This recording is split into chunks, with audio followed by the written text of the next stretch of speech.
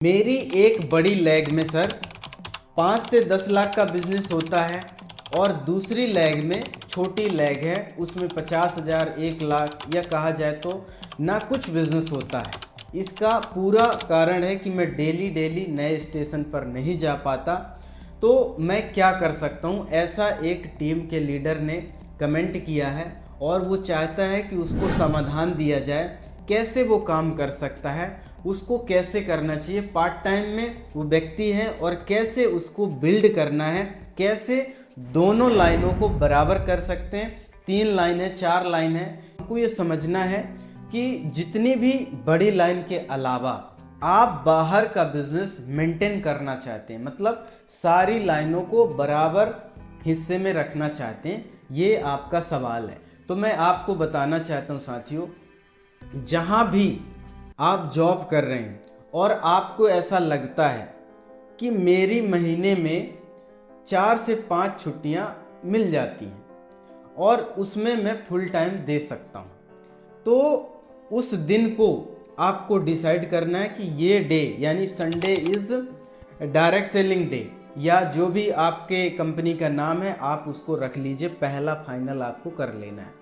दूसरी बात, यदि वो आपका स्टेशन 100 किलोमीटर है, 200 किलोमीटर है, 500 किलोमीटर है या 1000 किलोमीटर है, जितना भी हो, तो आपको क्या करना है, जब भी आप उस स्टेशन में जाएं तो आपको कुछ चीज़ों का बहुत विशेष ध्यान रखना है।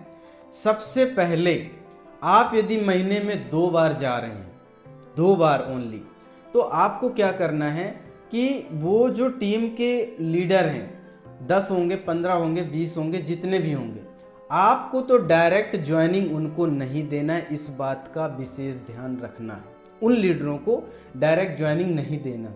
दूसरी बात आपको क्या ध्यान रखना है, ये बहुत अच्छा एग्जाम्पल साबित होता है डायरेक्ट सेलिंग में कि आई डू यू सी, मतलब जब आप कर रहे होते हैं कोई भी काम, आप ज्वाइनिंग लगा रहे हैं तो आप कोई भी काम कर रहे हैं, आप प्लान दिखा रहे हैं, आप फॉलो अप कर रहे हैं, आप होम मीटिंग ले रहे हैं, तो कोई भी ऐसा काम कर रहे हैं तो उस व्यक्ति को बोलिए, उस टीम मेंबर को बोलिए कि देखिए साथियों, मैं आपके साथ 24 घंटे तो नहीं बना रह सकता, है ना, तो मैं आपको चाहता हूं कि कुछ चीज़ें मैं सिखा दूं। तो आपको बहुत गौर से देखना है कि मैं कैसे करता हूं इस काम को, ज्वाइनिंग कैसे लगाता हूं, मैं फॉलो अप कैसे करता हूं, किसी व्यक्ति से अपॉइंटमेंट कैसे लेता हूं। तो आपको वो सारी बेसिक प्रक्रियाएं करके वहां पर दिखा देना है उन व्यक्तियों को।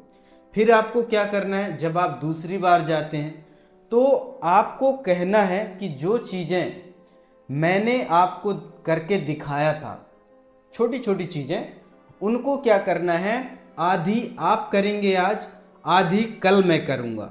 समझ रहे हैं चीज़ों को?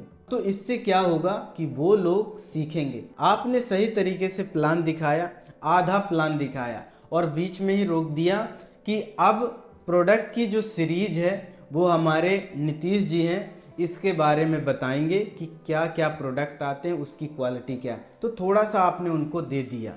किसी के बारे में आपने ज़्यादा इनकम प्रोसेस के बारे में बताया, तो इनकम कैसे आती है एग्जाम्पल ये बताएंगे।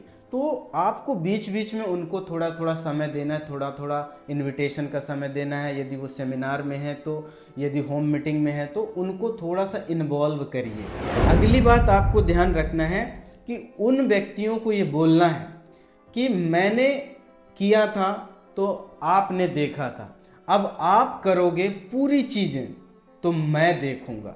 जहां पर मिस्टेक होगी मैं तुरंत नहीं बताऊंगा, आपको क्या करूंगा, मैं बाद में बताऊंगा। तो क्या होगा इससे, वो धीरे धीरे तैयार होना चालू होंगे और आपका काम आसान होना चालू होगा। अगली बात आपको ध्यान रखना है कि जब भी वो कोई चीज़ें बता रहे हैं तो या तो आप अपने मोबाइल में उस चीज़ को रिकॉर्ड कर लीजिए, दूसरी बात, या फिर उसी के मोबाइल में रिकॉर्डर चालू करके उसके जेब में डाल दीजिए, जैसे मेरे सीनियर मेरे साथ करते थे। तो उनकी प्रैक्टिस होगी, कहाँ पर हमको क्या बोलना है, कहाँ पर हमको क्या नहीं बोलना है, वो सारी चीज़ें एक एक बारीकी पे पता चल जाएगा। जब आप वहाँ से आ जाते हैं, आप बोलिए कि मैं आपके साथ 5 प्लान दिखाया हूँ, अब आपको 3 प्लान दिखाना है बिना मेरे रहे, है ना। तो जब आप वहाँ से आ जाते हैं तब वो व्यक्ति प्रैक्टिस करते हैं, तब वो व्यक्ति खुद प्लान दिखाने जाते हैं। कई बार ऐसे ऐसे मतलब गधे होते हैं जो कि बिना सीनियर के जाए वो हिलते नहीं हैं, काम नहीं करते। और इसीलिए ये हमारे जो टीम लीडर इन्होंने कमेंट किया है कि एक लाइन में मेरा 4 से 5 लाख 10 लाख का भी बिजनेस जाता है और एक लाइन जीरो रह जाती है, 50,000 60,000 ही होता है बिजनेस। इसका मुख्य कारण है जब वो सीनियर आएगा तभी ये काम करता है। तो ऐसी नौबत आपके साथ ना आए, उनको आपको बिल्ड करना है। और साथ में आपको आजकल ऑनलाइन जूम अपलाइन मिलना चालू हो चुके हैं, तो उनको माहौल में लाना बहुत ज़्यादा ज़रूरी है। आपका पूरा फोकस होना चाहिए जब भी जूम मीटिंग हो, होम मीटिंग हो या कहीं भी सेमिनार हो, उन व्यक्तियों का वहाँ पर होना बहुत ज़्यादा ज़रूरी है। उनको समय दीजिए, उनको आगे बढ़ाइए, उनको पॉलिश करिए, उनको इंडिपेंडेंट बनाइए, ताकि वो व्यक्ति कल अपने से प्लान दिखाना चालू कर दें, अपने से ही लोगों को ज्वाइनिंग कराना चालू कर दें और सारा काम वो खुद से करने लग जाएंगे।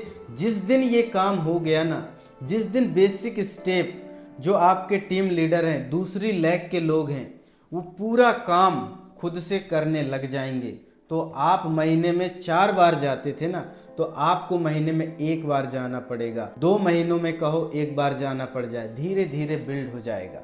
आपको वो सारी चीज़ें पहले मेहनत करके उनको करना पड़ेगा, बिल्ड करना पड़ेगा। कई बार नुकसान होगा कि यार अच्छी पार्टी है, मैं प्लान दिखा देता तो ये ज्वाइनिंग हो जाती। नहीं, आपको स्टिक बहुत होना है ताकि वो व्यक्ति खड़ा हो, इंडिपेंडेंट हो। और जिस दिन वो व्यक्ति इंडिपेंडेंट हो जाएगा ना, उस दिन आप सोचेंगे कि अच्छा हुआ मैंने ये सही काम किया, क्योंकि यदि इस व्यक्ति को सही तरीके से मैं नहीं ट्रेन करता तो आज ये मेरा जो बिज़नेस है, दूसरी लैग का जो बिज़नेस है, ये सही तरीके से नहीं बढ़ पाता। तो साथियों, आपके भी कुछ कमेंट हैं, कुछ ऐसे डाउट हैं, तो आप हमसे पूछ सकते हैं। इस सवाल का जवाब आपको सही तरीके से मिला होगा, ऐसी हम उम्मीद करते हैं। तो आज के लिए इतना ही, मिलते हैं अगले वीडियो में। आपका बहुत बहुत धन्यवाद। Thank you so much.